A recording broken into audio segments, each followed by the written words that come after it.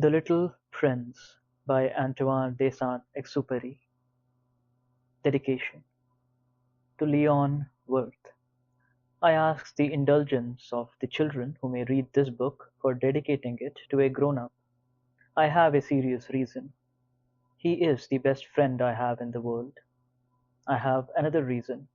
This grown-up understands everything, even books about children. I have a third reason. He lives in France where he is hungry and cold. He needs cheering up. If all these reasons are not enough, I will dedicate the book to the child from whom this grown-up grew.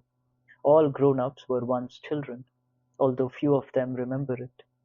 And so I correct my dedication to Leon Worth when he was a little boy. 1. Once when I was 6 years old, I saw a magnificent picture in a book called True Stories from Nature about the primeval forest. It was a picture of a boa constrictor in the act of swallowing an animal. Here is a copy of the drawing. In the book it said, boa constrictors swallow their prey whole, without chewing it.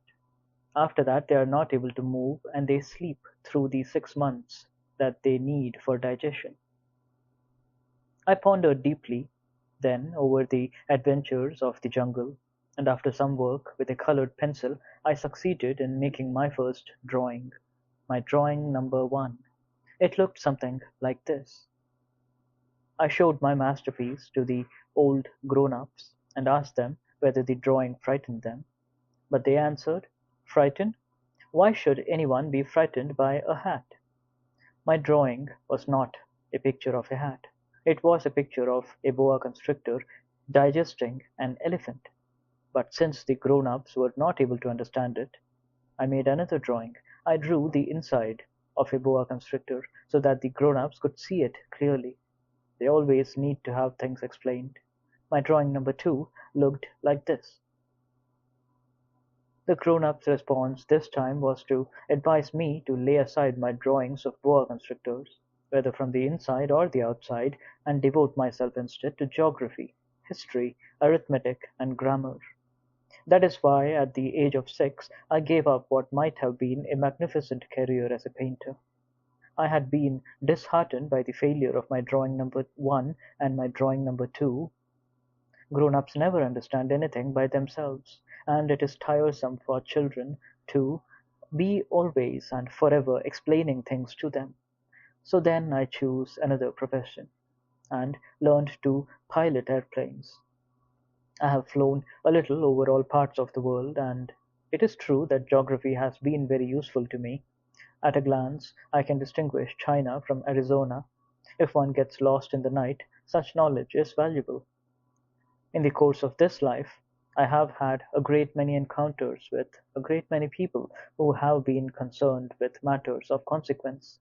I have lived a great deal among grown-ups.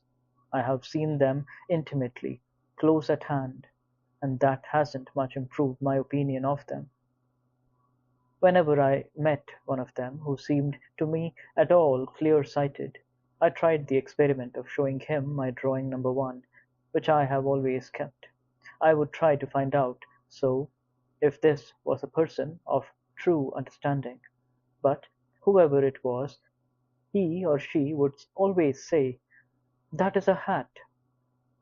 Then I would never talk to that person about boa constrictors, or primeval forests, or stars. I would bring myself down to his level. I would talk to him about bridge and golf and politics and neckties, and the grown-up would be greatly pleased to have met such a sensible man. 2. So I lived my life alone, without anyone that I could really talk to, until I had an accident with my plane in the desert of Sahara 6 years ago.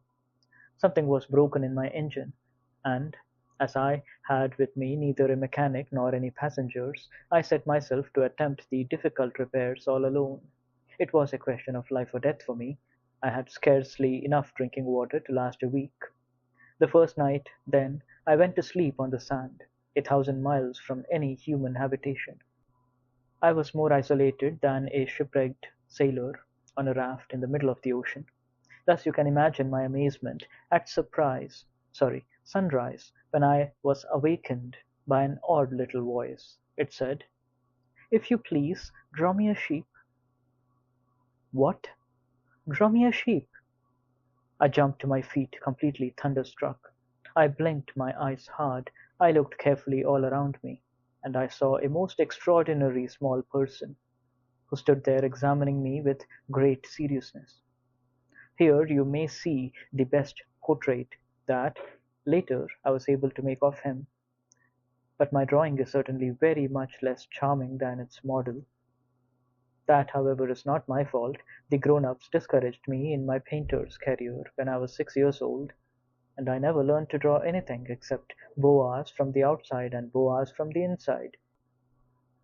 Now I stared at this sudden apparition with my eyes fairly starting out of my head in astonishment.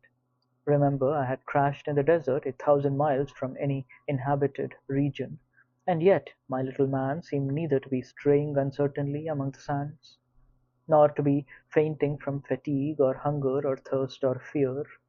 Nothing about him gave any suggestion of a child lost in the middle of the desert, 1,000 miles from any human habitation.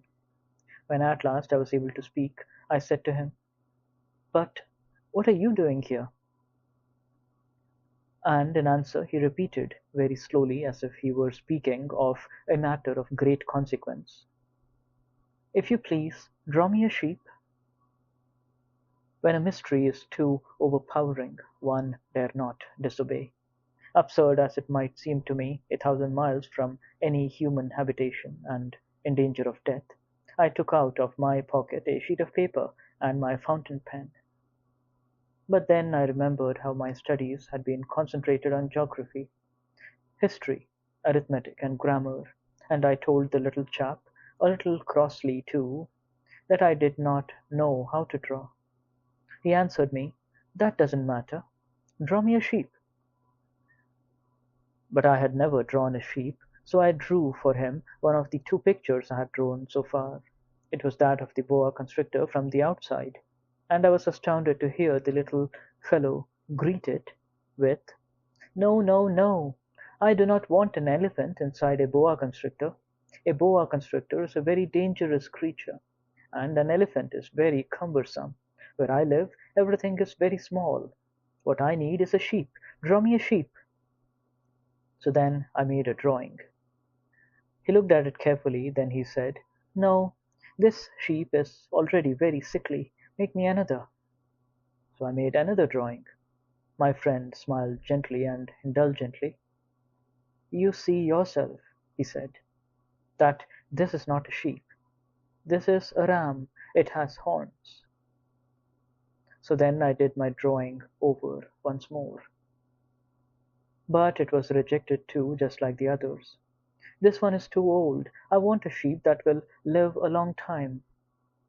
By this time my patience was exhausted, because I was in a hurry to start taking my engine apart, so I tossed off this drawing, and I threw out an explanation with it. "This is only his box. The sheep you asked for is inside." I was very surprised to see a light break over the face of my young judge. "That is exactly the way I wanted. Do you think that this sheep will have to have a great deal of grass?" "Why?" "Because where I live everything is very small." "There will surely be enough grass for him," I said. "It is a very unique small sheep that I have given you." He bent his head over the drawing. "Not so small that, look, he has gone to sleep." And that is how I made the acquaintance of the little prince. 3. It took me a long time to learn where he came from. The little prince who asked me so many questions never seemed to hear the ones I asked him. It was from words dropped by chance that, little by little, everything was revealed to me. The first time he saw my airplane, for instance. I shall not draw my airplane, that would be too much complicated for me. He asked me, "What is that object?" "That is not an object. It flies. It is an airplane." It is my airplane. And I was proud to have him learn that I could fly. He cried out then, "What? You dropped down from the sky?" "Yes," I answered, modestly. "Oh, that is funny." And the little prince broke into a lovely peal of laughter, which irritated me very much. I like my misfortunes to be taken seriously. Then he added, "So, you too come from the sky. Which is your planet?" At that moment I caught a gleam of light in the impenetrable mystery of his presence, and I demanded, abruptly, "Do you come from another planet?" But he did not reply. He tossed his head gently without taking his eyes from my plane. "It is true that on that you can't have come from very far away." And he sank into a reverie, which lasted a long time. Then, taking my sheep out of his pocket, he buried himself in the contemplation of his treasure. You can imagine how my curiosity was aroused by this half confidence about the other planets. I made a great effort, therefore, to find out more on this subject. "My little man, where do you come from? What is this where I live of which you speak? Where do you want to take your sheep?" After a reflective silence he answered, "The thing that is so good about the box you have given me is that at night he can use it as his house." "That is so. And if you are good I will give you a string too, so that you can tie him during the day, and a post to tie him to." But the little prince seemed shocked by this offer. "Tie him? What a queer idea!" "But if you don't tie him," I said, "he will wander off somewhere and get lost." My friend broke into another peal of laughter. "But where do you think he would go?" "Anywhere, straight ahead of him." Then the little prince said, earnestly, "That doesn't matter. Where I live everything is so small." And with perhaps a hint of sadness he added, "Straight ahead of him nobody can go very far." 4. I had thus learned a second fact of great importance. This was that the planet the little prince came from was scarcely any larger than a house. But that did not really surprise me much. I knew very well that in addition to the great planets such as the Earth, Jupiter, Mars, Venus, to which we have given names, there are also hundreds of others, some of which are so small that one has a hard time seeing them through the telescope. When an astronomer discovers one of these, he does not give it a name, but only a number. He might call it, for example, asteroid 325. I have serious reason to believe that the planet from which the little prince came is the asteroid known as B612. This asteroid has only once been seen through the telescope. That was by a Turkish astronomer in 1909. On making his discovery, the astronomer had presented it to the International Astronomical Congress in a great demonstration, but he was in Turkish costume, and so nobody would believe what he said. Grown-ups are like that. Fortunately, however, for the reputation of asteroid B612, a Turkish dictator made a law that his subjects, under pain of death, should change to European costume. So in 1920 the astronomer gave his demonstration all over again, dressed with impressive style and elegance, and this time everybody accepted his report. If I have told you these details about the asteroid and made a note of its number for you, it is on account of the grown-ups and their ways. When you tell them that you have made a new friend, they never ask you any questions about essential matters. They never say to you, "What does his voice sound like? What games does he love best? Does he collect butterflies?" Instead, they demand, "How old is he? How many brothers has he? How much does he weigh? How much money does his father make?" Only from these figures do they think they have learned anything about him. If you were to say to grown-ups, "I saw a beautiful house made of rosy brick with geraniums in the windows and doves on the roof," they would not be able to get any idea of that house at all. You would have to say to them, "I saw a house that cost $20,000. Then they would exclaim, "Oh, what a pretty house that is." Just so, you might say to them, "The proof that the little prince existed is that he was charming, that he laughed, and that he was looking for a sheep. If anybody wants a sheep, that is a proof that he exists." And what good would it do to tell them that? They would shrug their shoulders and treat you like a child. But if you said to them, "The planet he came from is asteroid B612," then they would be convinced and leave you in peace from their questions. They are like that. One must not hold it against them. Children should always show great forbearance toward grown-up people. But certainly, for us who understand life, figures are a matter of indifference. I should have liked to begin this story in the fashion of the fairy tales. I should have liked to say, quote, "Once upon a time there was a little prince who lived on a planet that was scarcely any bigger than himself, and who had need of a sheep." End quote. To those who understand life, that would have given a much greater air of truth to my story. For I do not want anyone to read my book carelessly. I have suffered too much grief in setting down these memories. 6 years have already passed since my friend went away from me with his sheep. If I try to describe him here, it is to make sure that I shall not forget him. To forget a friend is sad. Not everyone has had a friend, and if I forget him, I may become like the grown-ups who are no longer interested in anything but figures. It is for that purpose, again, that I have bought a box of paints and some pencils. It is hard to take up drawing again at my age, when I have never made any pictures except those of the boa constrictor from the outside and the boa constrictor from the inside since I was 6.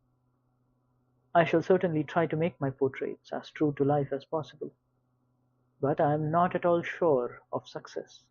One drawing goes along all right, and another has no resemblance to its subject. I make some errors, too, in the little prince's height. In one place he is too tall, and in another too short, and I feel some doubts about the color of his costume. So I fumble along the best I can, now good, now bad, and I hope generally fair to middling. In certain more important details I shall make mistakes also, but that is something that will not be my fault. My friend never explained anything to me. He thought perhaps that I was like himself, but I, alas, do not know how to see sheep through the walls of boxes. Perhaps I am a little like the grown-ups. I have had to grow old. 5. As each day passed, I would learn, in our talk, something about the little prince's planet, his departure from it, his journey. The information would come very slowly, as it might chance to fall from his thoughts. It was in this way that I heard, on the third day, about the catastrophe of the baobabs. This time once more I had the sheep to thank for it, for the little prince asked me abruptly, as if seized by a grave doubt, "It is true, isn't it, that sheep eat little bushes?" "Yes, that is true." "Ah, I am glad." I did not understand why it was so important that sheep should eat little bushes. But the little prince added, "Then it follows that they also eat baobabs?"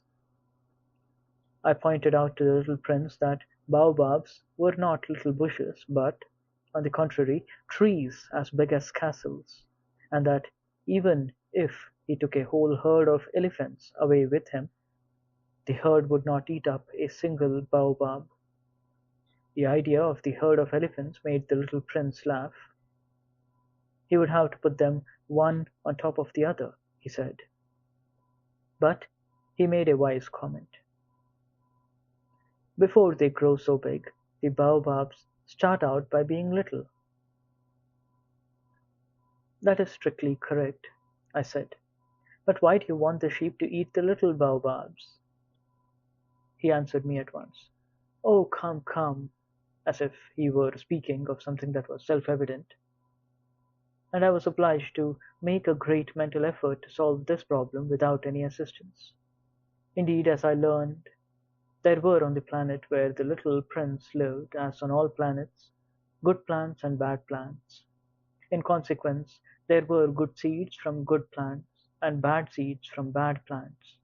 But seeds are invisible. They sleep deep in the heart of the earth's darkness, until someone among them is seized with the desire to awaken. Then this little seed will stretch itself and begin, timidly at first, to push a charming little sprig inoffensively upward toward the sun. If it is only a sprout of radish or the sprig of a rose bush, one would let it grow wherever it might wish. But when it is a bad plant, one must destroy it as soon as possible, the very first instant that one recognizes it. Now there were some terrible seeds on the planet that was the home of the little prince, and these were the seeds of the baobab. The soil of that planet was infested with them. A baobab is something you will never, never be able to get rid of if you attend to it too late. It spreads over the entire planet. It bores clear through it with its roots. And if the planet is too small and the baobabs too many, they split it in pieces. It is a question of discipline, the little prince said to me later on.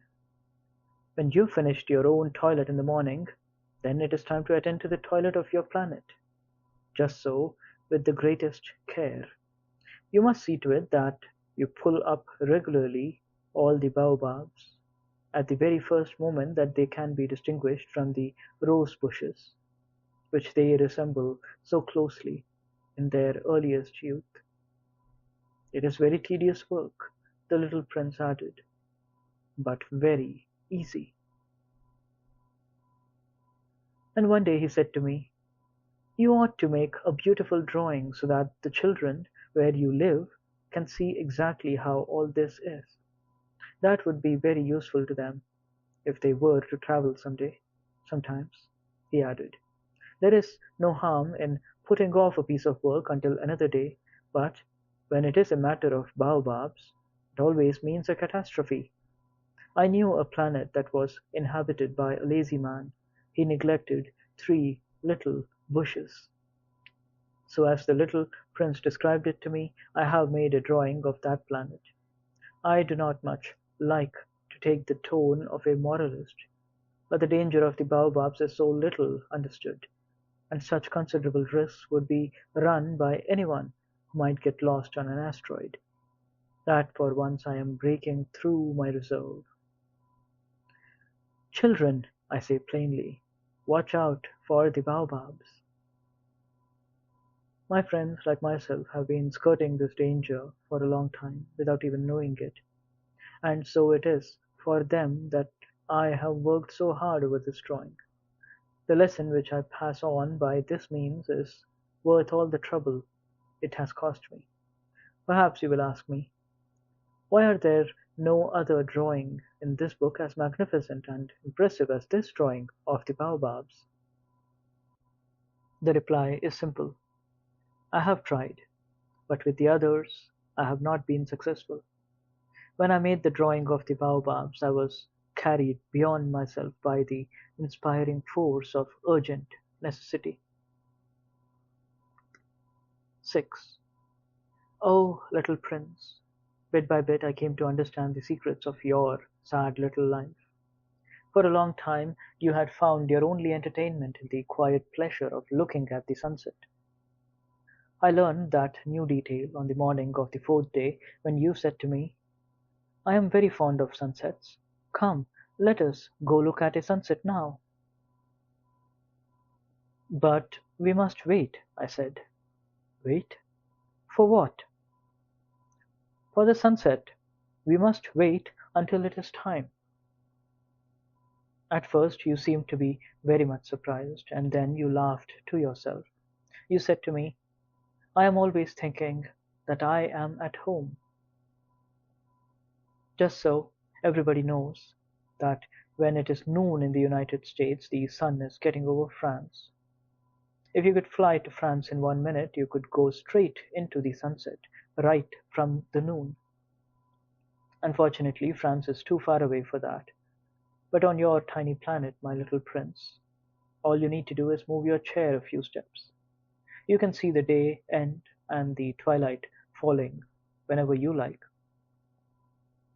One day, you said to me, I saw the sunset 44 times.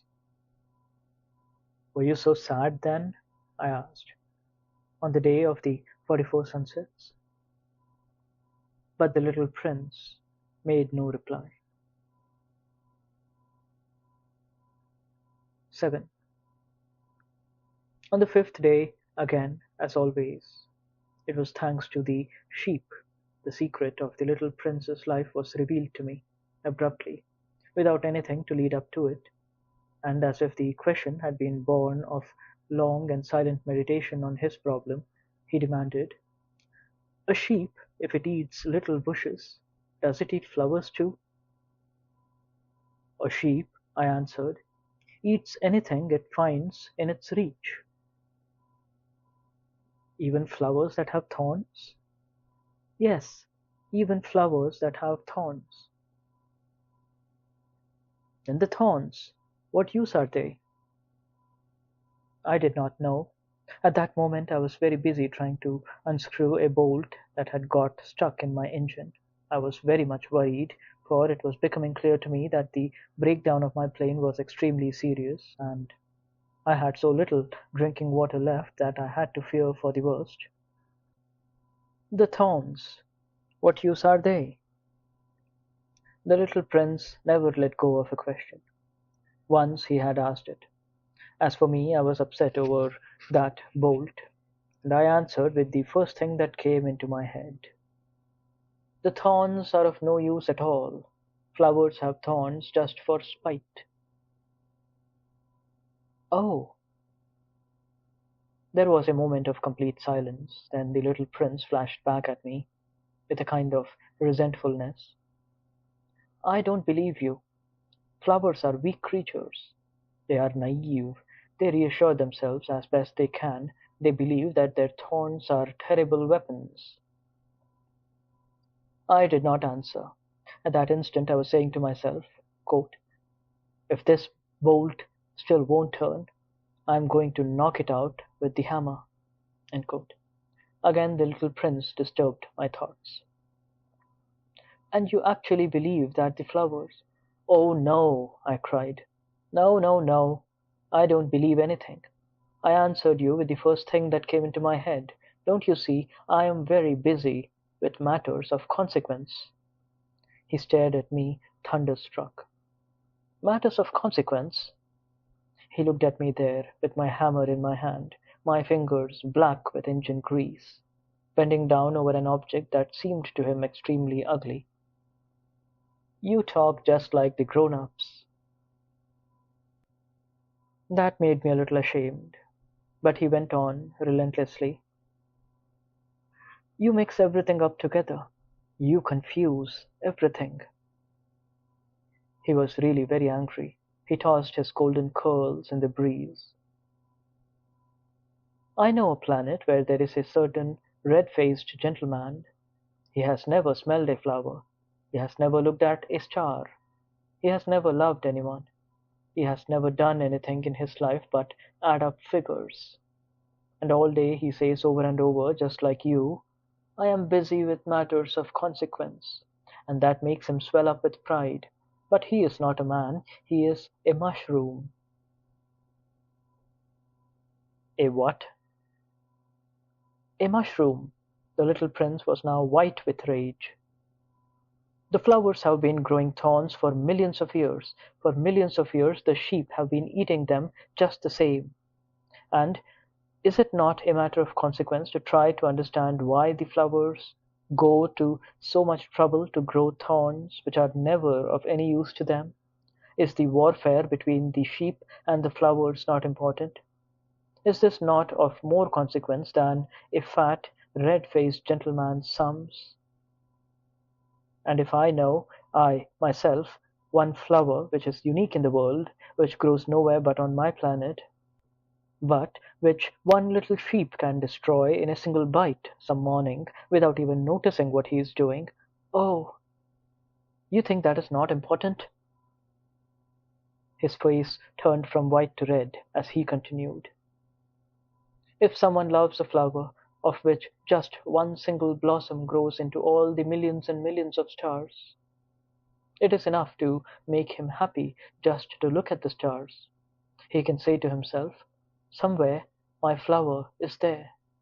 But if the sheep eats the flower, in one moment all his stars will be darkened. And you think that is not important? He could not say anything any more. His words were choked by sobbing. The night had fallen. I had let my tools drop from my hands.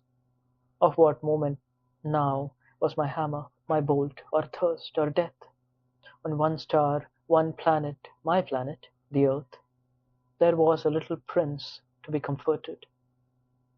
I took him in my arms and rocked him. I said to him, "The flower that you love is not in danger. I will draw you a muzzle for your sheep. I will draw you a railing to put around your flower. I will." I did not know what to say to him. I felt awkward and blundering. I did not know how I could reach him, where I could overtake him, and go on hand in hand with him once more. It is such a secret place, the land of tears. 8. I soon learned to know this flower better. On the little prince's planet the flowers had always been very simple. They had only one ring of petals. They took up no room at all. They were a trouble to nobody. One morning they would appear in the grass, and by night they would have faded peacefully away. But one day, from a seed blown from no one knew where, a new flower had come up, and the little prince had watched very closely over this small sprout, which was not like any other small sprouts on his planet. It might, you see, have been a new kind of baobab. The shrub soon stopped growing and began to get ready to produce a flower. The little prince, who was present at the first appearance of a huge bud, felt at once that some sort of miraculous apparition must emerge from it. But the flower was not satisfied to complete the preparations for her beauty in the shelter of her green chamber. She chose her colors with the greatest care. She dressed herself slowly. She adjusted her petals one by one. She did not wish to go out into the world all rumpled, like the field poppies. It was only in the full radiance of her beauty that she wished to appear. Oh yes, she was a coquettish creature, and her mysterious adornment lasted for days and days. Then one morning, exactly at sunrise, she suddenly showed herself, and after working with all this painstaking precision, she yawned and said, quote, "Ah, I am scarcely awake. I beg that you will excuse me. My petals are still all disarranged." But the little prince could not restrain his admiration. "Oh, how beautiful you are!" "Am I not?" the flower responded, sweetly. "And I was born at the same moment as the sun." The little prince could guess easily enough that she was not any too modest, but how moving and exciting she was. "I think it's time for breakfast," she added an instant later, "if you would have the kindness to think of my needs." And the little prince, completely abashed, went to look for a sprinkling can of fresh water. So he tended the flower. So too she began very quickly to torment him with her vanity, which was, if the truth be known, a little difficult to deal with. One day, for instance, when she was speaking of her 4 thorns, she said to the little prince, "Let the tigers come with their claws." "There are no tigers on my planet," the prince objected. "And anyway, tigers do not eat weeds." "I am not a weed," the flower replied sweetly. "Please excuse me." "I am not at all afraid of tigers," she went on, "but I have a horror of drafts. I suppose you wouldn't have a screen for me." "A horror of drafts? That is bad luck for a plant," remarked the little prince, and added to himself, "This flower is a very complex creature. At night I want you to put me under a glass globe. It is very cold where you live. In the place I came from—" But she interrupted herself at that point. She had come in the form of a seed. She could not have known anything of any other worlds. Embarrassed over having let herself be caught on the verge of such a naive untruth, she coughed 2 or 3 times in order to put the little prince in the wrong. "The screen? I was just going to look for it when you spoke to me." Then she forced her cough a little more so that he should suffer from remorse just the same. So the little prince, in spite of all the goodwill that was inseparable from his love, had soon come to doubt her. He had taken seriously words which were without importance, and it made him very unhappy. "I ought not to have listened to her," he confided to me one day. "I never ought to listen to the flowers. One should simply look at them and breathe their fragrance. Mine perfumed all my planet, but I did not know how to take pleasure in all her grace. This tale of claws, which disturbed me so much, should only have filled my heart with tenderness and pity." And he continued his confidences. "The fact is that I did not know how to understand anything. I ought to have judged by deeds and not by words. She cast her fragrance and her radiance over me. I ought never to have run away from her. I ought to have guessed all the affection that lay behind her poor little stratagems. Flowers are so inconsistent, but I was too young to know how to love her." 9. I believe that for his escape he took advantage of the migration of a flock of wild birds. On the morning of his departure he put his planet in perfect order. He carefully cleaned out his active volcanoes. He possessed 2 active volcanoes, and they were very convenient for heating his breakfast in the morning. He also had one volcano that was extinct, but, as he said, one never knows. So he cleaned out the extinct volcano too. If they are well cleaned out, volcanoes burn slowly and steadily without any eruptions. Volcanic eruptions are like fires in a chimney. On our Earth, we are obviously much too small to clean out our volcanoes. That is why they bring no end of trouble upon us. The little prince also pulled up with a certain sense of dejection. The last little shoots of the baobabs, he believed that he would never want to return, but on this last morning all these familiar tasks seemed very precious to him, and when he watered the flower for the last time, he prepared to place her under the shelter of her glass globe. He realized that he was very close to tears. "Goodbye," he said to the flower, but she made no answer. "Goodbye," he said again. The flower coughed, but it was not because she had a cold. "I have been silly," she said to him, at last. "I ask your forgiveness. Try to be happy." He was surprised by this absence of reproaches. He stood there all bewildered, the glass globe held arrested in mid-air. He did not understand this quiet sweetness. "Of course I love you," the flower said to him. "It is my fault that you have not known in all the while. That is of no importance. But You have been just as foolish as I. Try to be happy. Let the glass globe be. I don't want it anymore. But the wind. My cold is not so bad as all that. The cool night air will do me good. I am a flower. But the animals.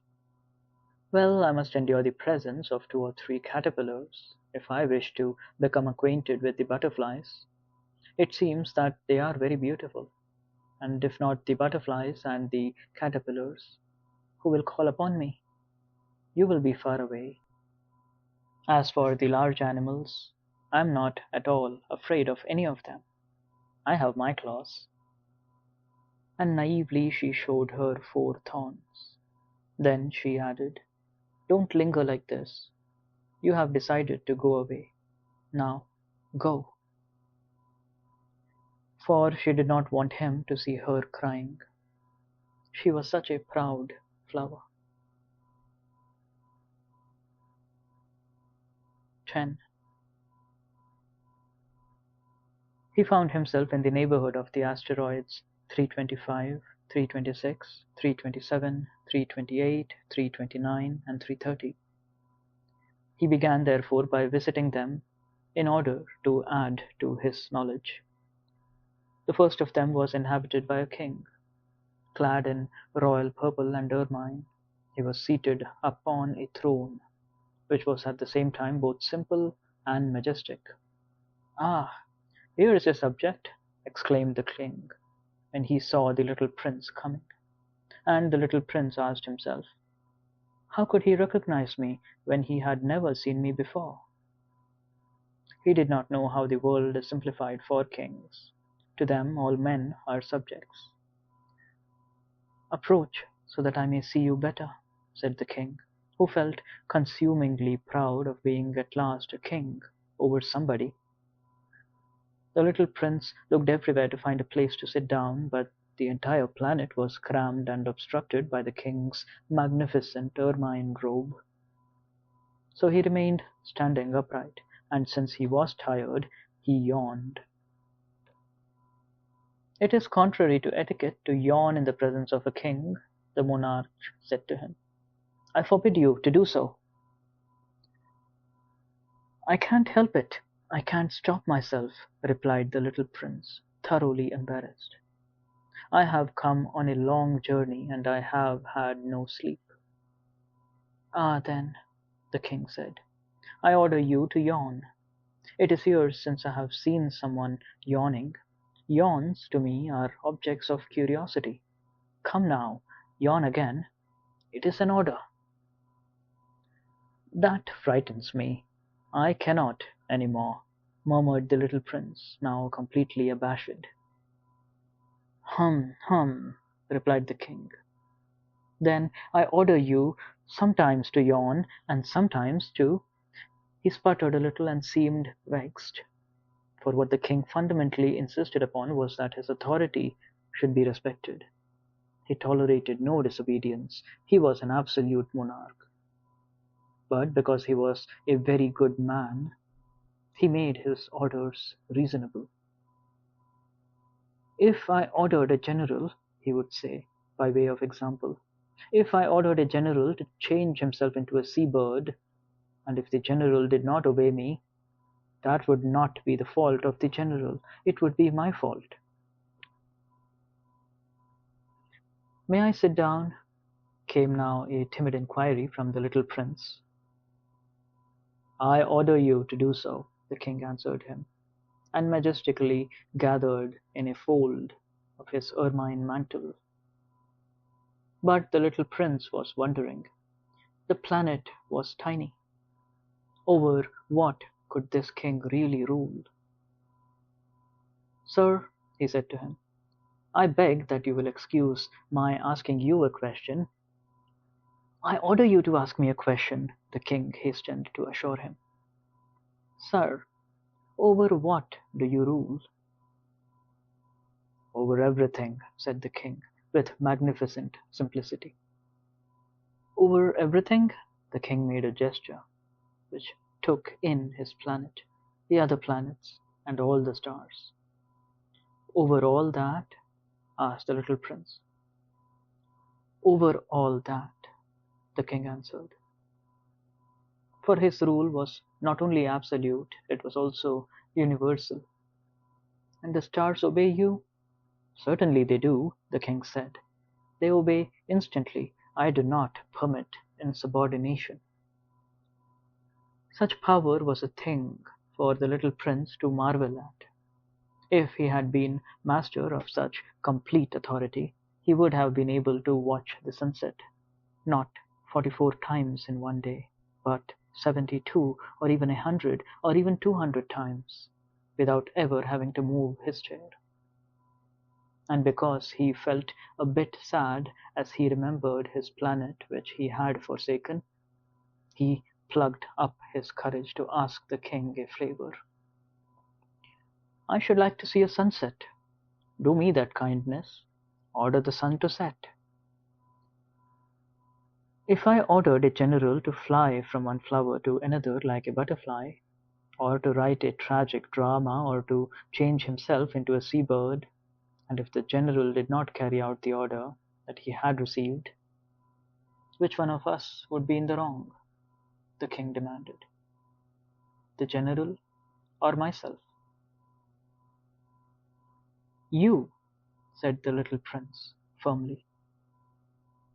"Exactly.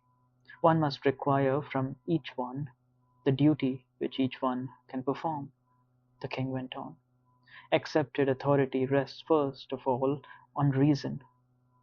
If you ordered your people to go and throw themselves into the sea, they would rise up in revolution. I have the right to require obedience because my orders are reasonable." "Then my sunset?" the little prince reminded him, for he never forgot a question once he had asked it. "You shall have your sunset. I shall command it. But according to my science of government, I shall wait until conditions are favorable." "When will that be?" inquired the little prince. "Hum, hum," replied the king, and before saying anything else, he consulted a bulky almanac. "Hum, hum. That will be about that will be this evening, about 20 minutes to 8, and you will see how well I am obeyed." The little prince yawned. He was regretting his lost sunset. And then, too, he was already beginning to be a little bored. "I have nothing more to do here," he said to the king, "so I shall set out on my way again." "Do not go," the king said, who was very proud of having a subject. "Do not go. I will make you a minister." "Minister of what?" "Minister of justice." "But there is nobody here to judge." "We do not know that," the king said to him. "I have not yet made a complete tour of my kingdom. I am very old. There is no room here for a carriage, and it tires me to walk." "Oh, but I have looked already," said the little prince, turning around to give one more glance to the other side of the planet. On that side, as on this side, there was nobody at all. "Then you shall judge yourself," the king answered. "That is the most difficult thing of all. It is much more difficult to judge oneself than to judge others. If you succeed in judging yourself rightly, then you are indeed a man of true wisdom." "Yes," said the little prince, "but I can judge myself anywhere. I do not need to live on this planet." "Hum, hum," said the king. "I have good reason to believe that somewhere on my planet there is an old rat. I hear him at night. You can judge this old rat. From time to time you will condemn him to death. Thus his life will depend on your justice. But you will pardon him on each occasion, for he must be treated thriftily. He is the only one we have." "I," replied the little prince, do not like to condemn anyone to death, and now I think I will go on my way." "No," said the king. But the little prince, having now completed his preparations for departure, had no wish to grieve the old monarch. "If your Majesty wishes to be promptly obeyed," he said, "he should be able to give me a reasonable order. He should be able, for example, to order me to be gone by the end of 1 minute. It seems to me that conditions are favourable." As the king made no answer, the little prince hesitated a moment. Then, with a sigh, he took his leave. "I make you my ambassador," the king called out hastily. He had a magnificent air of authority. "The grown-ups are very strange," the little prince said to himself, as he continued on his journey. 11. The second planet was inhabited by a conceited man. "Ah, I am about to receive a visit from an admirer," he exclaimed from afar, when he saw first the little prince coming. For, to conceited men, all other men are admirers. "Good morning," said the little prince. "That is a queer hat you are wearing." "It is a hat for salutes," the conceited man replied. "It is to raise and salute when people acclaim me. Unfortunately, nobody at all ever passes this way." "Yes," said the little prince, who did not understand what the conceited man was talking about. "Clap your hands one against the other," the conceited man now directed him. The little prince clapped his hands. The conceited man raised his hat in a modest salute. "This is more entertaining than the visit to the king," the little prince said to himself, and he began again to clap his hands, one against the other. The conceited man again raised his hat in salute. After 5 minutes of this exercise, the little prince grew tired of the game's monotony. "And what should one do to make the hat come down?" he asked. But the conceited man did not hear him. Conceited people never hear anything but praise. "Do you really admire me very much?" he demanded of the little prince. "What does that mean? Admire?" "To admire means that you regard me as the handsomest, the best dressed, the richest, and the most intelligent man on this planet." "But you are the only man on your planet." "Do me this kindness, admire me just the same." "I admire you," said the little prince, shrugging his shoulders slightly. "But what is there in that to interest you so much?" And the little prince went away. "The grown-ups are certainly very odd," he said to himself, as he continued on his journey. 12. The next planet was inhabited by a tippler. This was a very short visit, but it plunged the little prince into deep dejection. "What are you doing there?" he said to the tippler, whom he found settled down in silence before a collection of empty bottles, and also a collection of full bottles. "I am drinking," replied the tippler with a lugubrious air. "Why are you drinking?" demanded the little prince. "So that I may forget," replied the tippler. "Forget what?"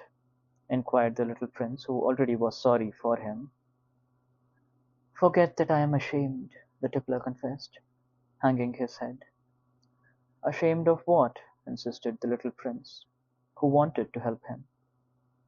"Ashamed of drinking." The tippler brought his speech to an end and shut himself up in an impregnable silence. And the little prince went away puzzled. "Grown-ups are certainly very, very odd," he said to himself as he continued on his journey. 13. The fourth planet belonged to a businessman.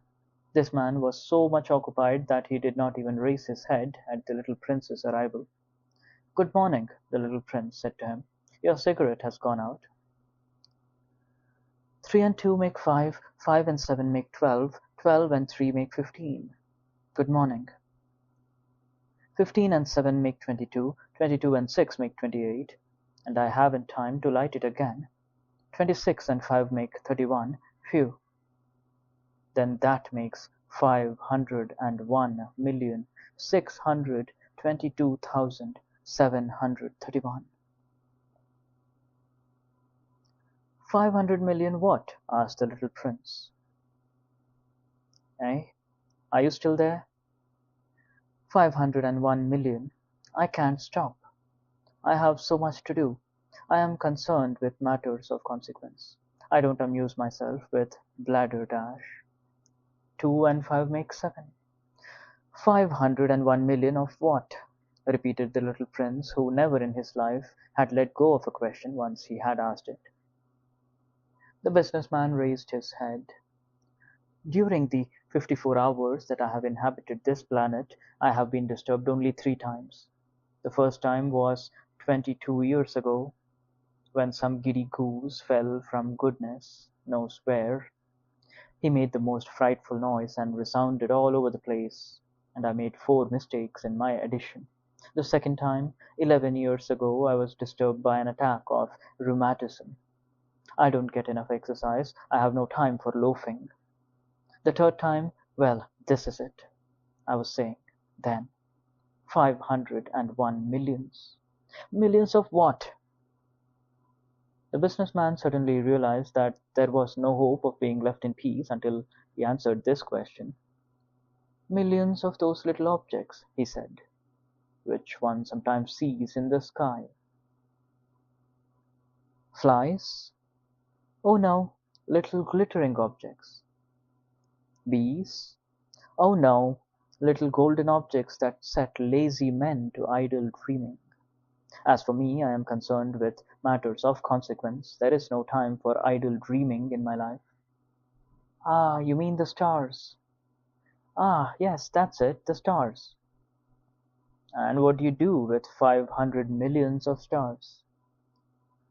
501,622,731. I am concerned with matters of consequence. I am accurate. And what do you do with these stars? What do I do with them? Yes, nothing. I own them. You own the stars? Yes. But I have already seen a king who kings do not own, they reign over. It is a very different matter. And what good does it do to you to own the stars? It does me the good of making me rich. And what good does it do to you to be rich? It makes it possible for me to buy more stars, if any are discovered. This man, the little prince said to himself, reasons a little like my poor tippler. Nevertheless, he had some more questions. How is it possible for one to own the stars? To whom do they belong? The businessman retorted peevishly. I don't know. To nobody. Then they belong to me, because I was the first person to think of it. Is that all that is necessary? Certainly. When you find a diamond that belongs to nobody, it is yours. When you discover an island that belongs to nobody, it is yours. When you get an idea before anyone else, you take out a patent on it, it is yours. So with me, I own the stars, because nobody else before me ever thought of owning them. Yes, that is true, said the little prince. And what do you do with them? I administer them, replied the businessman. I count them and recount them. It is difficult, but I am a man who is naturally interested in matters of consequence. The little prince was still not satisfied. If I owned a silk scarf, he said, I could put it around my neck and take it away with me. If I owned a flower, I could pluck that flower and take it away with me. But you cannot pluck the stars from heaven. No, but I can put them in a bank. Whatever does that mean? That means that I write the number of my stars on a little paper, and then I put this paper in a drawer and lock it with a key. And that is all? That is enough, said the businessman. It is entertaining, thought the little prince. It is rather poetic, but It is of no great consequence. On matters of consequence the little prince had ideas which were very different from those of the grown-ups. I myself own a flower, he continued his conversation with the businessman, which I water every day. I own 3 volcanoes, which I clean out every week, for I also clean out the one that is extinct. One never knows. It is of some use to my volcanoes, and it is of some use to my flower that I own them. But you are of no use to the stars. The businessman opened his mouth, but he found nothing to say in answer, and the little prince went away. The grown-ups are certainly altogether extraordinary, he said, simply, talking to himself as he continued on his journey. 14. The fifth planet was very strange. It was the smallest of all. There was just enough room on it for a street lamp and a lamp lighter. The little prince was not able to reach any explanation of the use of a street lamp and a lamplighter somewhere in the heavens, on a planet which had no people, and not one house. But he said to himself, nevertheless, quote, "It may well be that this man is absurd, but he is not so absurd as the king, the conceited man, the business man, and the tippler, for at least his work has some meaning. When he lights his street lamp, it is as if he brought one more star to life, or one flower. When he puts out his lamp, he sends the flower or the star to sleep. That is a beautiful occupation. And since it is beautiful, it is truly useful." When he arrived on the planet, he respectfully saluted the lamplighter. "Good morning. Why have you just put out your lamp?" "Those are the orders," replied the lamplighter. "Good morning. What are the orders?" "The orders are that I put out my lamp. Good evening." And he lighted his lamp again. "But why have you just lighted it again?" "Those are the orders," replied the lamplighter. "I do not understand," said the little prince. "There is nothing to understand," said the lamplighter. "Orders are orders. Good morning." And he put out his lamp. Then he mopped his forehead with a handkerchief decorated with red squares. "I follow a terrible profession. In the old days it was reasonable. I put the lamp out in the morning, and in the evening I lighted it again. I had the rest of the day for relaxation, and the rest of the night for sleep." "And the orders have been changed since that time?" "The orders have not been changed," said the lamplighter. "That is the tragedy. From year to year the planet has turned more rapidly, and the orders have not been changed." "Then what?" asked the little prince. "Then the planet now makes a complete turn every minute, and I no longer have a single second for repose. Once every minute I have to light my lamp and put it out." "That is very funny. A day lasts only 1 minute. Here, where you live." "It is not funny at all," said the lamplighter. "While we have been talking together, a month has gone by." "A month?" "Yes, a month. 30 minutes, 30 days. Good evening." And he lighted his lamp again. As the little prince watched him, he felt that he loved this lamplighter, who was so faithful to his orders. He remembered the sunsets which he himself had gone to seek in other days, merely by pulling up his chair, and he wanted to help his friend. "You know," he said, "I can tell you a way you can rest whenever you want to." "I always want to rest," said the lamplighter, "for it is possible for a man to be faithful and lazy at the same time." The little prince went on with his explanation. "Your planet is so small that 3 strides will take you all the way around it. To be always in the sunshine, you need only walk along rather slowly. When you want to rest, you will walk, and the day will last as long as you like."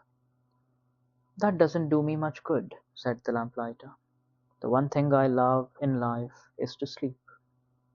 Then you are unlucky, said the little prince. I am unlucky, said the lamplighter. Good morning. And he put out his lamp.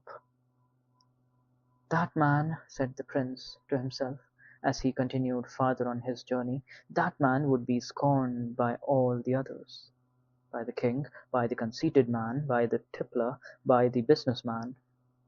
Nevertheless, he is the only one of them all who does not seem to me ridiculous. Perhaps that is because he is thinking of something else besides himself. He breathed a sigh of relief, and said to himself again, "That man is the only one of them all whom I could have made my friend. But his planet is indeed too small. There is no room on it for two people." What the little prince did not dare confess was that he was sorry most of all to leave this planet, because it was blessed every day with 1440 sunsets. 15. The sixth planet was 10 times larger than the last one.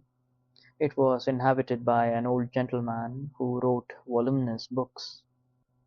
"Oh, look! Here's an explorer!" he exclaimed to himself when he saw the little prince coming. The little prince sat down on the table and panted a little. He had already travelled so much and so far. "Where do you come from?" the old gentleman said to him. "What is that big book?" said the little prince. "What are you doing?" "I am a geographer," said the old gentleman. "What is a geographer?" asked the little prince. "A geographer is a scholar who knows the location of all the seas, rivers, towns, mountains, and deserts." "That is very interesting," said the little prince. "Here at last is a man who has a real profession."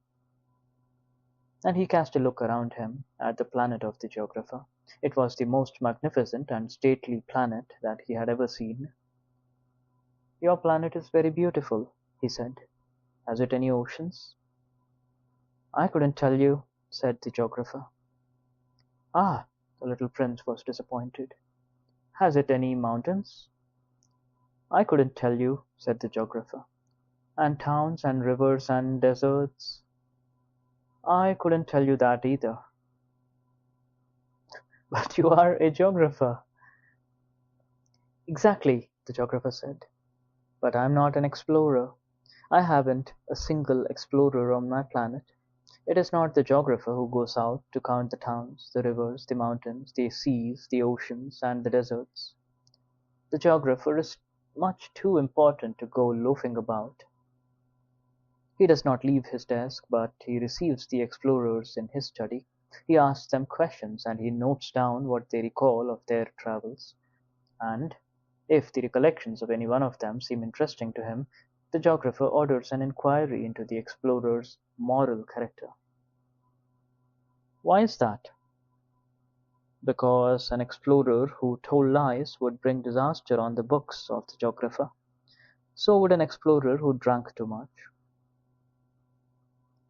And why is that? Asked the little prince. Because intoxicated men see double.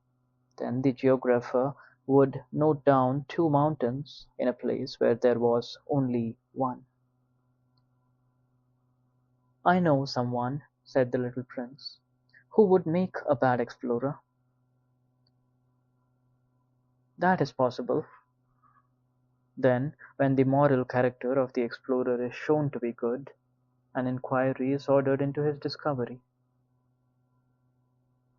One goes to see it? No, that would be too complicated. But one requires the explorer to furnish proofs. For example, if the discovery in question is that of a large mountain, one requires that large stones be brought back from it. The geographer was suddenly stirred to excitement. "But you come from far away. You are an explorer. You shall describe your planet to me." And having opened his big register, the geographer sharpened his pencil. The recitals of explorers are put down first in pencil. One waits until the explorer has furnished proofs before putting them down in ink. Well, said the geographer expectantly. Oh, where I live, said the little prince, it is not very interesting. It is all so small. I have three volcanoes. Two volcanoes are active, and the other is extinct. But one never knows. One never knows, said the geographer. I have also a flower. We do not record flowers, said the geographer. Why is that? The flower is the most beautiful thing on my planet.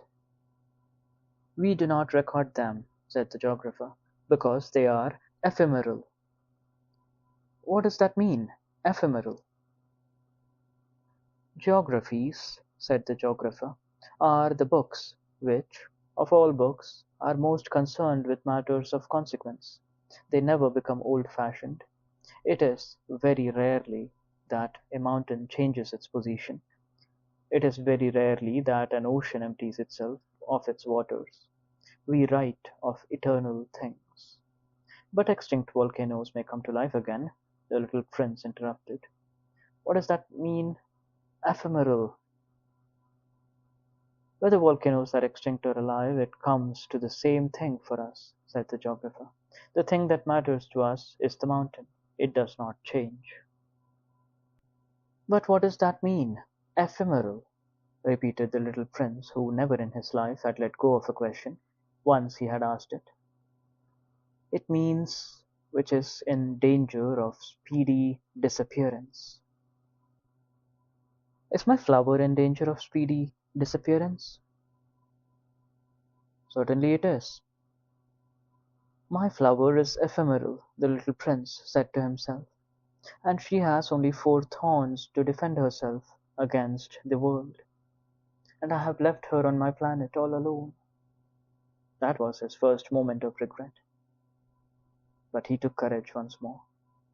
What place would you advise me to visit now? He asked.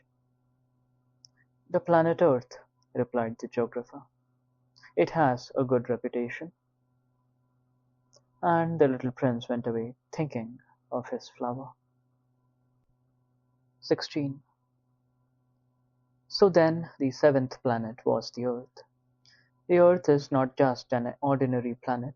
One can count there 111 kings, not forgetting to be sure the Negro kings among them, 7,000 geographers, 900,000 businessmen, 7,500,000 tipplers, 311,000 conceited men, that is to say, about 2 billion grown-ups. To give you an idea of the size of the Earth, I will tell you that before the invention of electricity, it was necessary to maintain over the whole of the 6 continents a veritable army of 462,511 lamplighters for the street lamps. Seen from a slight distance, that would make a splendid spectacle. The movements of this army would be regulated like those of the ballet in the opera. First would come the turn of the lamplighters of New Zealand and Australia. Having set their lamps alight, these would go off to sleep. Next the lamplighters of China and Siberia would enter for their steps in the dance, and then they too would be waved back into the wings. After that would come the turn of the lamplighters of Russia and the Indies, then those of Africa and Europe, then those of South America, then those of South America, then those of North America. And never would they make a mistake in the order of their entry upon the stage. It would be magnificent. Only the man who was in charge of the single lamp at the North Pole, and his colleague who was responsible for the single lamp at the South Pole, only these two would live free from toil and care. They would be busy twice a year. 17. When one wishes to play the wit, he sometimes wanders a little from the truth. I have not been honest altogether in what I have told you about the lamplighters, and I realize that I run the risk of giving a false idea of our planet to those who do not know it. Men occupy a very small place upon the earth. If the 2 billion inhabitants who people its surface were all to stand upright and somewhat crowded together, as they do for some big public assembly, they could easily be put into one public square 20 miles long and 20 miles wide. All humanity could be piled up on a small Pacific islet. The grown-ups, to be sure, will not believe you when you tell them that. They imagine that they fill a great deal of space. They fancy themselves as important as the baobabs. You should advise them then to make their own calculations. They adore figures, and that will please them. But do not waste your time on this extra task. It is unnecessary. You have, I know, confidence in me.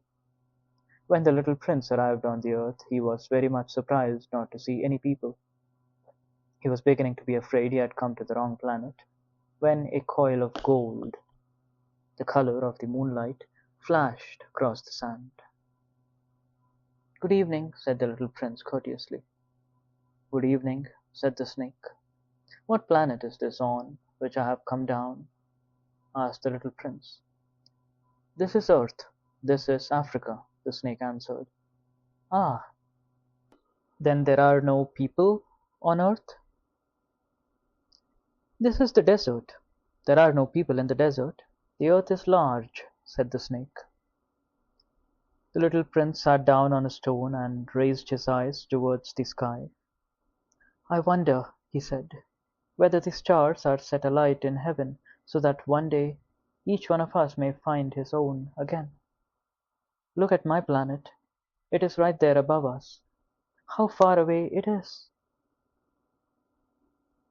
"It is beautiful," the snake said. "What has brought you here?" "I have been having some trouble with a flower," said the little prince. "Ah," said the snake, and they were both silent. "Where are the men?" the little prince at last took up the conversation again.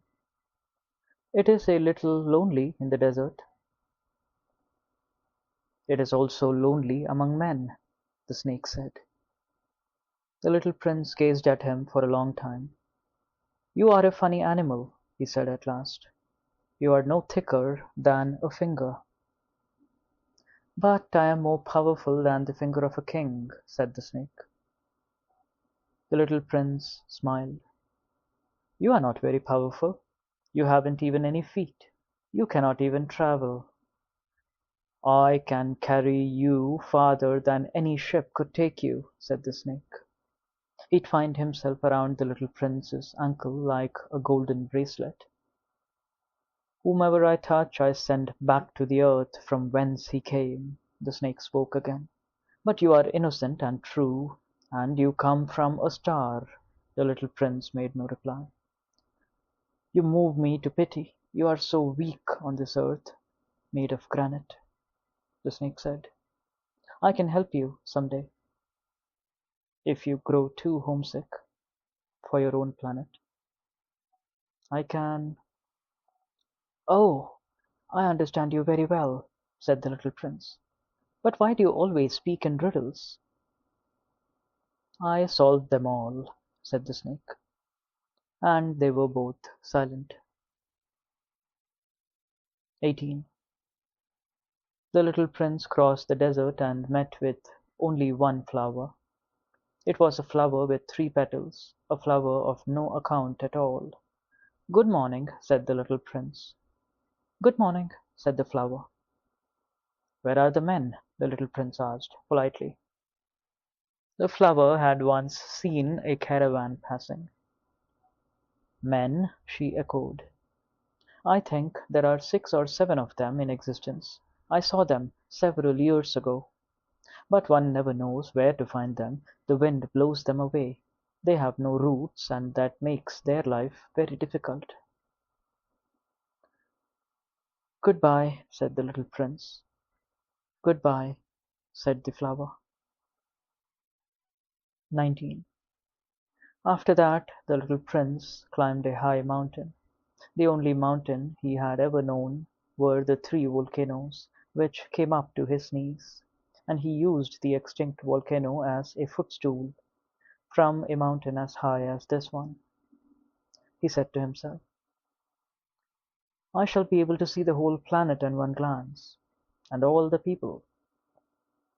But he saw nothing, save peaks of rocks that were sharpened like needles. Good morning, he said courteously. Good morning, good morning, good morning, answered the echo. Who are you? Said the little prince. Who are you? Who are you? Who are you? Answered the echo. Be my friends, I am all alone, he said. I am all alone, I am all alone, answered the echo. What a queer planet, he thought. It is altogether dry, and altogether pointed, and altogether harsh and forbidding. And the people have no imagination, they repeat whatever one says to them. On my planet I had a flower. She always was the first to speak. 20. But it happened that after walking for a long time through sand and rocks and snow, the little prince at last came upon a road, and all roads lead to the abodes of men. Good morning, he said. He was standing before a garden, all abloom with roses. Good morning, said the roses. The little prince gazed at them. They all looked like his flower. Who are you? He demanded, thunderstruck. We are roses, the roses said. And he was overcome with sadness. His flower had told him that she was the only one of her kind in all the universe. And here were 5,000 of them, all alike in one single garden.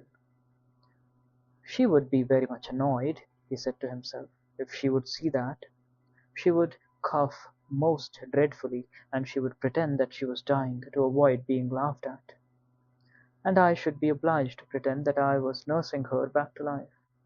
For, if I did not do that, to humble myself also, she would really allow herself to die. Then he went on with his reflections. I thought that I was rich, with a flower that was unique in all the world, and all I had was a common rose and 3 volcanoes that come up to my knees, and one of them perhaps extinct forever. That doesn't make me a very great prince. And he lay down in the grass and cried. 21. It was then that the fox appeared. Good morning, said the fox. Good morning, the little prince responded politely, although when he turned around he saw nothing. I am right here, the voice said, under the apple tree. Who are you? Asked the little prince, and added, You are very pretty to look at. I am a fox, the fox said. Come and play with me, proposed the little prince. I am so unhappy. I cannot play with you, the fox said. I am not tamed. Ah, please excuse me, said the little prince. But after some thought, he added, What does that mean, tame? You do not live here, said the fox. What is it that you are looking for? I am looking for men, said the little prince. What does that mean, tame? Men, said the fox. They have guns and they hunt. It is very disturbing. They also raise chickens. These are their only interests. Are you looking for chickens? No, said the little prince. I am looking for friends. What does that mean, tame? It is an act too often neglected, said the fox. It means to establish ties. To establish ties? Just that, said the fox.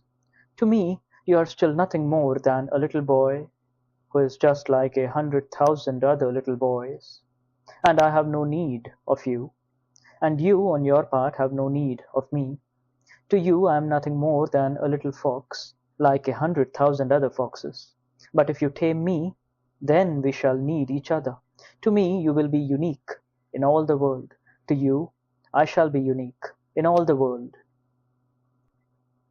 I am beginning to understand, said the little prince. There is a flower. I think that she has tamed me. It is possible, said the fox. On the earth one sees all sorts of things. Oh, but this is not on the earth, said the little prince. The fox seemed perplexed and very curious. On another planet? Yes. Are there hunters on that planet? No. Ah, that is interesting. Are there chickens? No.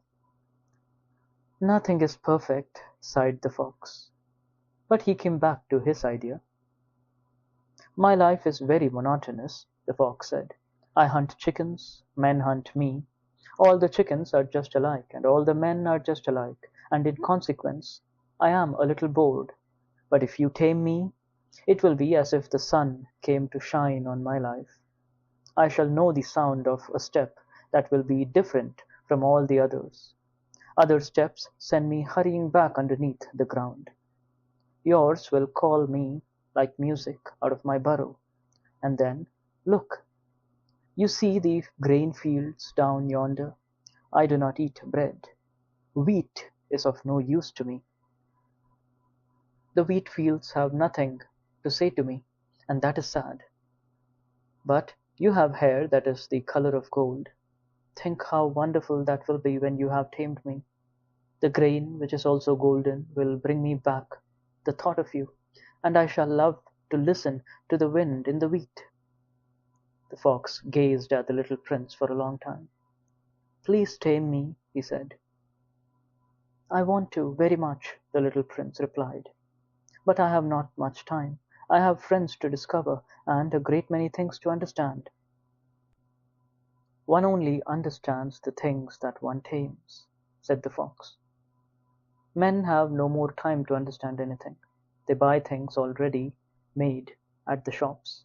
But there is no shop anywhere where one can buy friendship, and so men have no friends anymore. If you want a friend, tame me. What must I do to tame you? Asked the little prince. You must be very patient, replied the fox. First you will sit down at a little distance from me, like that, in the grass. I shall look at you out of the corner of my eye, and you will say nothing. Words are the source of misunderstandings. But you will sit a little closer to me every day. The next day the little prince came back. It would have been better to come back at the same hour, said the fox. If, for example, you come at 4 o'clock in the afternoon, then at 3 o'clock I shall begin to be happy. I shall feel happier and happier as the hour advances. At 4 o'clock I shall already be worrying and jumping about. I shall show you how happy I am. But if you come at just any time, I shall never know what hour my heart is ready to greet you. One must observe the proper rites. What is a rite? Asked the little prince. Those are actions too often neglected, said the fox. They are what make one day different from other days, one hour from other hours. There is a rite, for example, among my hunters. Every Thursday they dance with the village girls. So Thursday is a wonderful day for me. I can take a walk as far as the vineyards. But if the hunters danced at just any time, every day would be like every other day, and I should never have any vacation at all. So the little prince tamed the fox, and when the hour of his departure drew near, "Ah," said the fox, "I shall cry." "It is your own fault," said the little prince. "I never wished you any sort of harm, but you wanted me to tame you." "Yes, that is so," said the fox. "But now you are going to cry," said the little prince. "Yes, that is so," said the fox. "Then it has done you no good at all."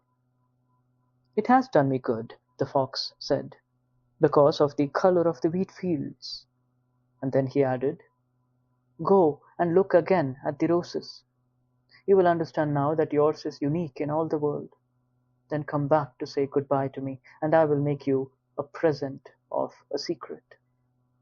The little prince went away to look again at the roses. "You are not at all like my rose," he said. "As yet you are nothing. No one has tamed you, and you have tamed no one. You are like my fox when I first knew him. He was only a fox like 100,000 other foxes, but I have made him my friend, and now he is unique in all the world." And the roses were very much embarrassed. "You are beautiful, but you are empty," he went on. "One could not die for you. To be sure, an ordinary passer-by would think that my rose looked just like you, the rose that belongs to me, but in herself alone she is more important than all the hundreds of you other roses. Because it is she I have watered, because it is she that I have put under the glass globe, because it is she that I have sheltered behind the screen, because it is for her that I have killed the caterpillars, except the 2 or 3 that we saved to become butterflies, because it is she that I have listened to when she grumbled or boasted, or ever sometimes when she said nothing, because she is my rose." And he went back to meet the fox. "Goodbye," he said. "Goodbye," said the fox.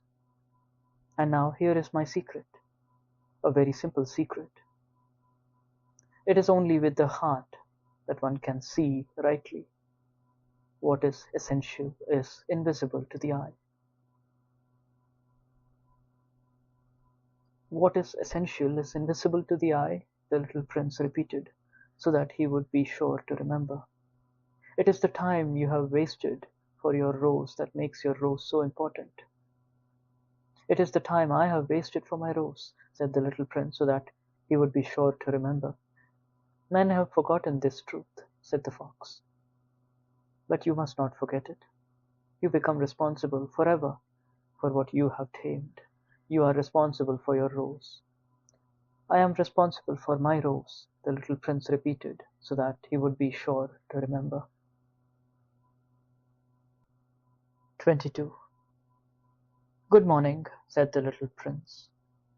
"Good morning," said the railway switchman. "What do you do here?" the little prince asked. "I sort out travellers in bundles of 1,000," said the switchman. "I send off the trains that carry them, now to the right, now to the left." And a brilliantly lighted express train shook the switchman's cabin as it rushed by with a roar like thunder. "They are in a great hurry," said the little prince. "What are they looking for?" "Not even the locomotive engineer knows that," said the switchman. And a second brilliantly lighted express thundered by in the opposite direction. "Are they coming back already?" demanded the little prince. "They are not the same ones," said the switchman. "It is an exchange." "Were they not satisfied where they were?" asked the little prince. "No one is satisfied where he is," said the switchman. And they heard the roaring thunder of a third brilliantly lighted express. "Are they pursuing the first travellers?" demanded the little prince. "They are pursuing nothing at all," said the switchman. "They are asleep in there. Or if they are not asleep, they are yawning. Only the children are flattening their noses against the window panes. Only the children know what they are looking for," said the little prince. "They waste their time over a rag doll, and it becomes very important to them. And if anybody takes it away from them, they cry."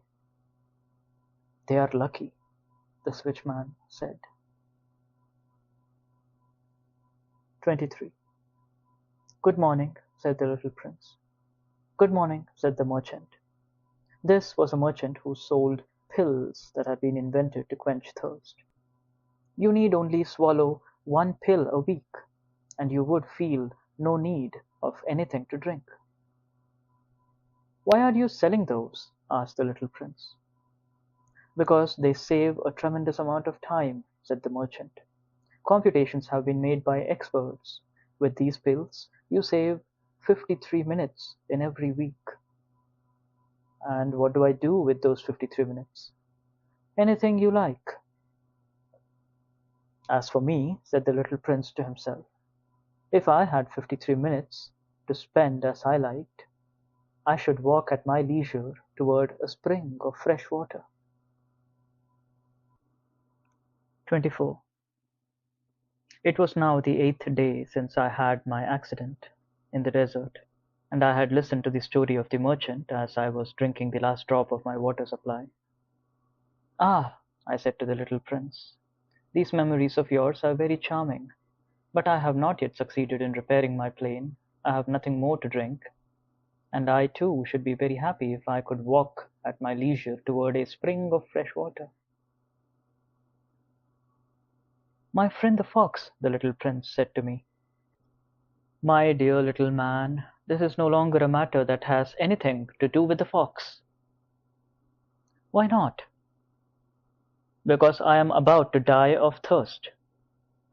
He did not follow my reasoning, and he answered me, it is a good thing to have a friend, even if one is about to die.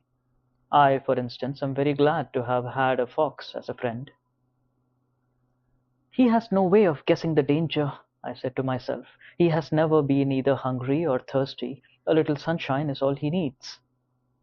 But he looked at me steadily and replied to my thought, I am thirsty too. Let us look for a well. I made a gesture of weariness. It is absurd to look for a well at random in the immensity of the desert, but nevertheless we started walking. When we had trudged along for several hours in silence, the darkness fell, and the stars began to come out. Thirst had made me a little feverish, and I looked at them as if I were in a dream. The little prince's last words came reeling back into my memory. Then you are thirsty too, I demanded. But he did not reply to my question. He merely said to me, water may also be good for the heart.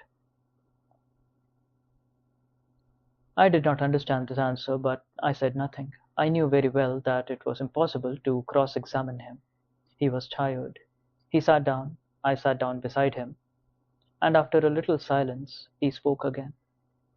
The stars are beautiful because of a flower that cannot be seen. I replied, yes, that is so. And without saying anything more, I looked across the ridges of sand that were stretched out before us in the moonlight. The desert is beautiful, the little prince added.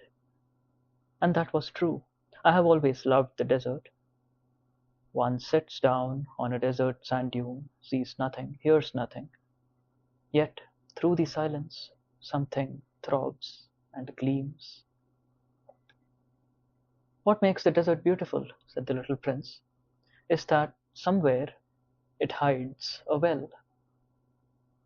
I was astonished by a sudden understanding of that mysterious radiation of the sands. When I was a little boy, I lived in an old house, and legend told us that a treasure was buried there. To be sure, no one had ever known how to find it. Perhaps no one had ever even looked for it. But it cast an enchantment over the house. My home was hiding a secret in the depths of its heart. Yes, I said to the little prince. The house, the stars, the desert, what gives them their beauty is something that is invisible. I am glad, he said, that you agree with my fox. As the little prince dropped off to sleep, I took him in my arms and set out walking once more. I felt deeply moved and stirred. It seemed to me that I was carrying a very fragile treasure on all earth. In the moonlight, I looked at his pale forehead, his closed eyes, his locks of hair that trembled in the wind, and I said to myself, what I see here is nothing but a shell. What is most important is invisible. As his lips opened slightly with the suspicion of a half smile, I said to myself, What moves me so deeply about this little prince who is sleeping here is his loyalty to a flower, the image of a rose that shines through his whole being like the flame of a lamp, even when he is asleep. And I felt him to be more fragile still.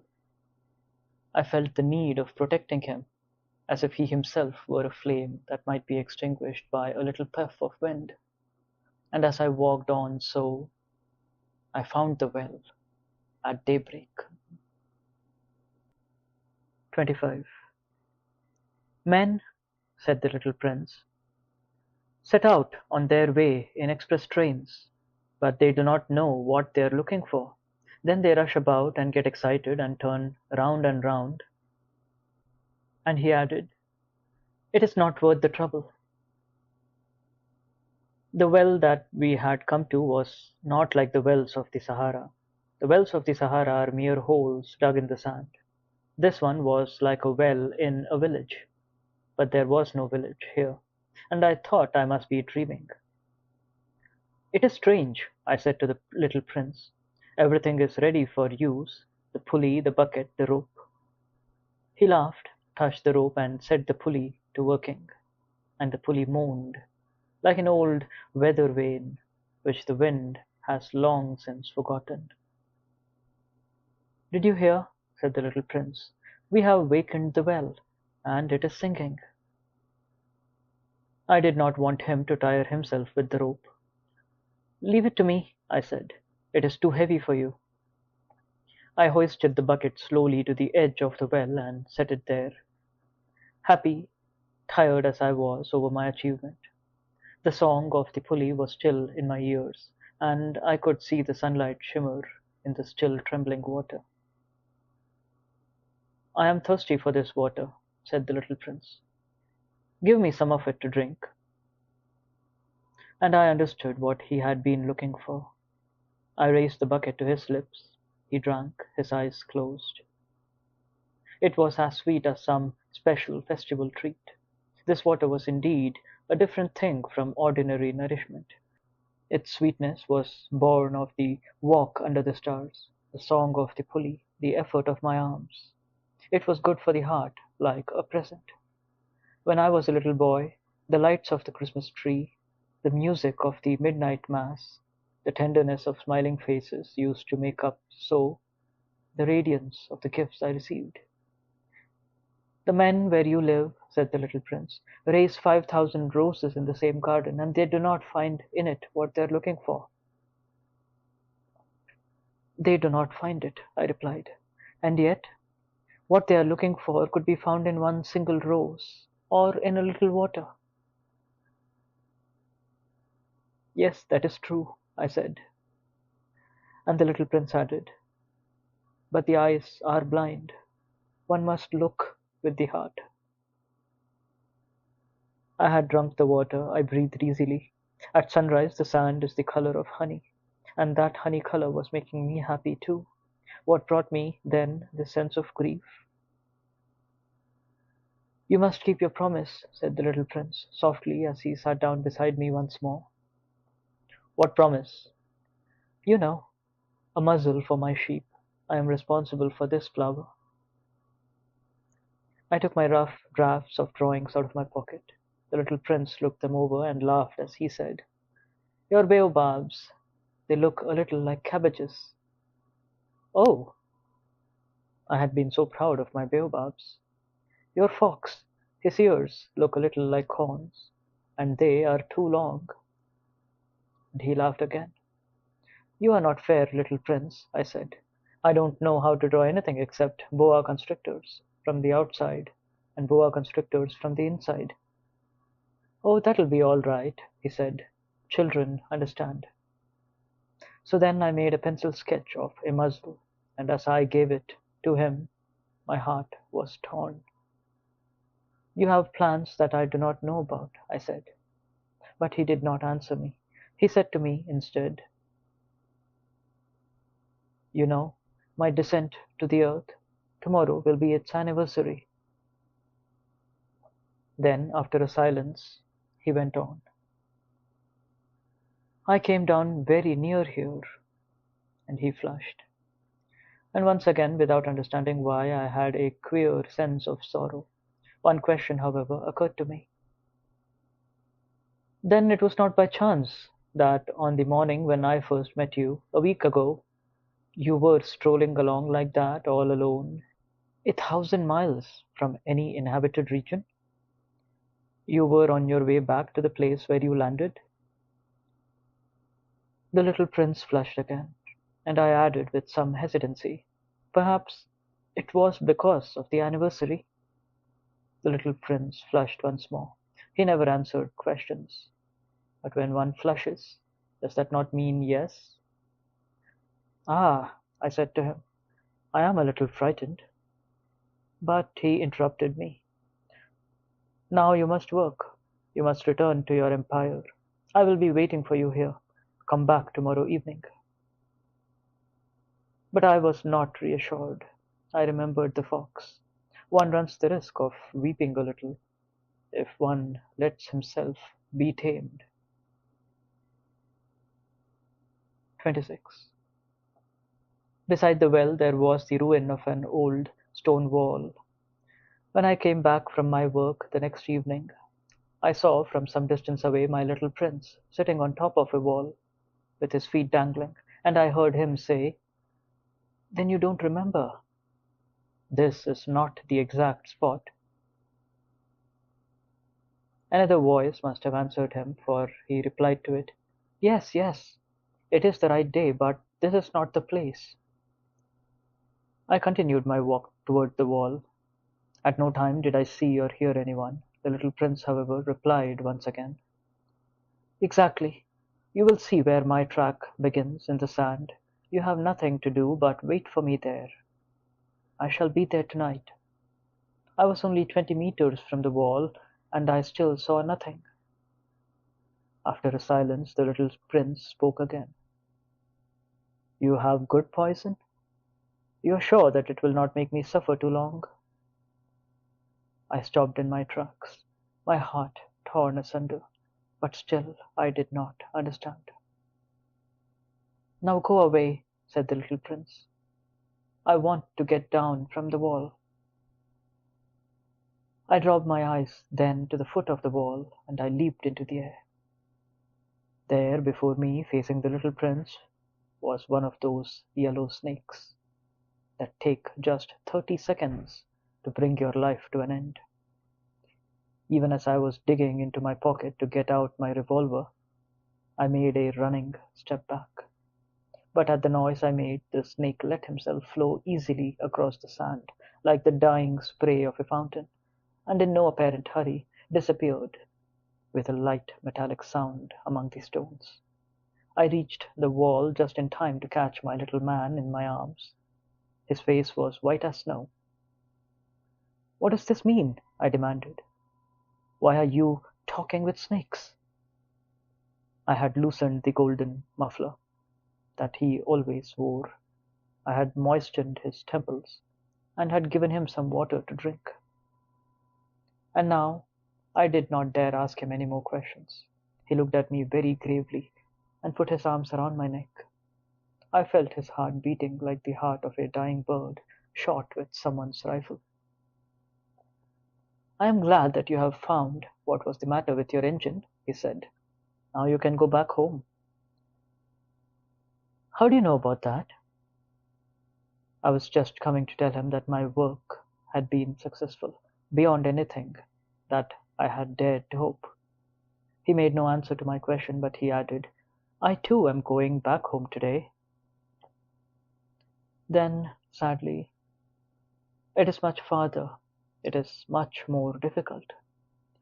I realized clearly that something extraordinary was happening. I was holding him close in my arms, as if he were a little child, and yet it seemed to me that he was rushing headlong toward an abyss, from which I could do nothing to restrain him. His look was very serious, like someone lost, far away. "I have your sheep, and I have the sheep's box, and I have the muzzle." And he gave me a sad smile. I waited a long time. I could see that he was reviving little by little. "Dear little man," I said to him, "you are afraid." He was afraid. There was no doubt about that. But he laughed lightly. "I shall be much more afraid this evening." Once again I felt myself frozen by the sense of something irreparable, and I knew that I could not bear the thought of never hearing that laughter any more. For me it was like a spring of fresh water in the desert. "Little man," I said, "I want to hear you laugh again." But he said to me, "Tonight it will be a year. My star then can be found right above the place where I came to earth a year ago." "Little man," I said, "tell me that it is only a bad dream, this affair of the snake, and the meeting place, and the star." But he did not answer my plea. He said to me instead, "The thing that is important is the thing that is not seen." "Yes, I know. It is just as it is with the flower. If you love a flower that lives on one star, it is sweet to look at the sky at night. All the stars are abloom with flowers." "Yes, I know. It is just as it is with the water, because of the pulley and the rope. What you gave me to drink was like music. Do you remember how good it was?" "Yes, I know." "And at night you will look up at the stars. Where I live, everything is so small that I cannot show you where my star is to be found. It is better like that. My star will just be one of the stars for you, and you will love to watch all the stars in the heavens. They will all be your friends, and besides, I am going to make you a present." He laughed again. "Ah, little prince, dear little prince, I love to hear that laughter. That is my present, just that. It will be as it was when we drank the water." "What are you trying to say?" "All men have stars," he answered, "but they are not the same things for different people. For some who are travelers, the stars are guides. For others, they are no more than little lights in the sky. For others who are scholars, they are problems. For businessmen, they are wealth. But all the stars are silent. You alone will have the stars as no one else has them." "What are you trying to say?" "In one of the stars I shall be living. In one of them I shall be laughing. And so it will be as if all the stars were laughing when you look at the sky at night. You, only you, will have stars that can laugh." And he laughed again. "And when your sorrow is comforted, time soothes all sorrows. You will be content that you have known me. You will always be my friend. You will want to laugh with me, and you will sometimes open your window so for that pleasure. And your friends will be properly astonished to see you laughing as you look up at the sky. Then you will say to them, 'Yes, the stars always make me laugh.' And they will think you are crazy. It will be a very shabby trick that I shall have played on you." And he laughed again. "It will be as if, in place of the stars, I had given you a great number of little bells that knew how to laugh." And he laughed again. Then he quickly became serious. "Tonight, you know, do not come." "I shall not leave you," I said. "I shall look as if I were suffering. I shall look a little as if I were dying. It is like that. Do not come to see that. It is not worth the trouble." "I shall not leave you." But he was worried. "I tell you, it is also because of the snake. He must not bite you. Snakes are malicious creatures. This one might bite you just for fun." "I shall not leave you." But a thought came to reassure him. It is true that they have no more poison for a second bite. That night I did not see him set out on his way. He got away from me without making a sound. When I succeeded in catching up with him, he was walking along with a quick and resolute step. He said to me merely, "Ah, you are there," and he took me by the hand. But he was still worrying. "It was wrong of you to come. You will suffer. I shall look as if I were dead. That will not be true." I said nothing. "You understand. It is too far. I cannot carry this body with me. It is too heavy."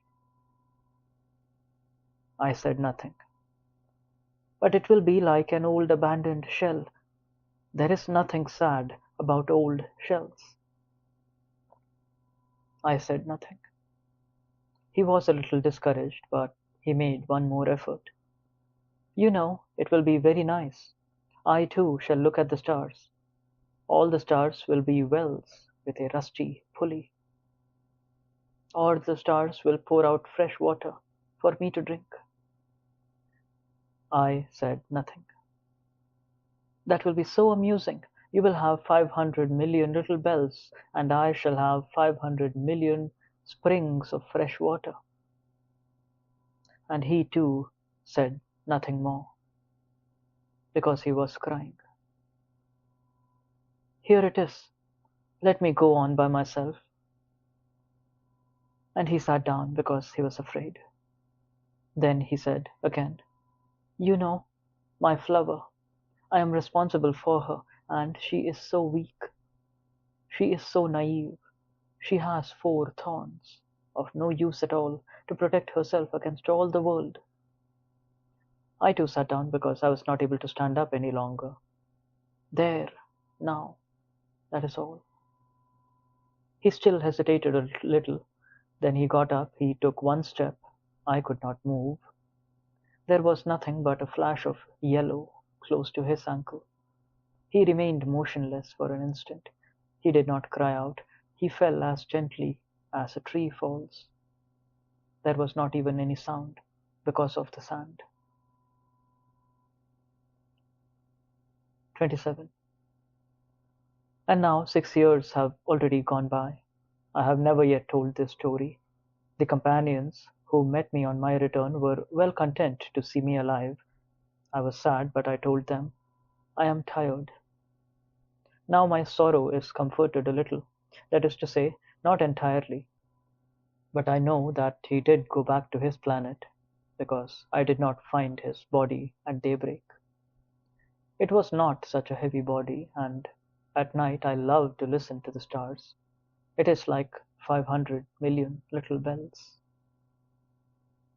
But there is one extraordinary thing. When I drew the muzzle for the little prince, I forgot to add the leather strap to it. He will never have been able to fasten it on his sheep. So now I keep wondering, what is happening on his planet? Perhaps the sheep has eaten the flower. At one time I said to myself, "Surely not. The little prince shuts his flower under her glass globe every night, and he watches over his sheep very carefully. Then I am happy, and there is sweetness in the laughter of all the stars." But at another time I say to myself, at some moment or other one is absent-minded, and that is enough. On some one evening he forgot the glass globe, or the sheep got out without making any noise in the night, and then the little bells are changed to tears. Here then is a great mystery. For you who also love the little prince, and for me, nothing in the universe can be the same if somewhere, we do not know where, a sheep that we never saw has, yes or no, eaten a rose. Look up at the sky. Ask yourselves, is it a yes or no? Has the sheep eaten the flower? And you will see how everything changes. And no grown-up will ever understand that this is a matter of such importance. This is to me the loveliest and saddest landscape in the world. It is the same as that on the preceding page, but I have drawn it again to impress it on your memory. It is here that the little prince appeared on earth and disappeared. Look at it carefully so that you will be sure to recognize it in case you travel some day to the African desert. And if you should come upon this spot, please do not hurry on. Wait for a time exactly under the star. Then, if a little man appears who laughs, who has golden hair, and who refuses to answer questions, you will know who he is. If this should happen, please comfort me. Send me word that he has come back. End of The Little Prince by Exupéry.